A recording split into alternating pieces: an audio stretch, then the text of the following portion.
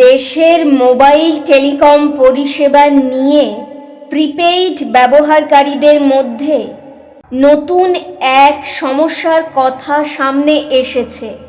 ভারতে প্রায় ১২৫ কোটি মোবাইল সংযোগ রয়েছে, যার মধ্যে প্রায় ৯০% ব্যবহারকারী প্রিপেইড পরিষেবা ব্যবহার করেন।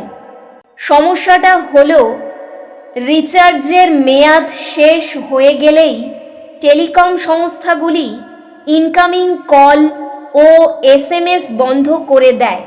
কিছুদিন পর সিম আংশিকভাবে নিষ্ক্রিয় হয়ে পড়ে এবং পরে পুরোপুরি বন্ধ হয়ে যাওয়ার আশঙ্কা থাকে। এর ফলে বহু ব্যবহারকারী সমস্যায় পড়ছেন। এই বিষয়টি নিয়ে রাঘব চাড্ডা ৩টি গুরুত্বপূর্ণ দাবি তুলেছেন। প্রথমত, রিচার্জ শেষ হলেও অন্তত ১ বছর ইনকামিং কল ও SMS চালু রাখতে হবে। দ্বিতীয়ত, একটি মোবাইল নম্বর কমপক্ষে ৩ বছর পর্যন্ত বন্ধ করা যাবে না। তৃতীয়ত, কম খরচে শুধুমাত্র ইনকামিং সুবিধা সহ একটি বিশেষ প্ল্যান চালু করতে হবে।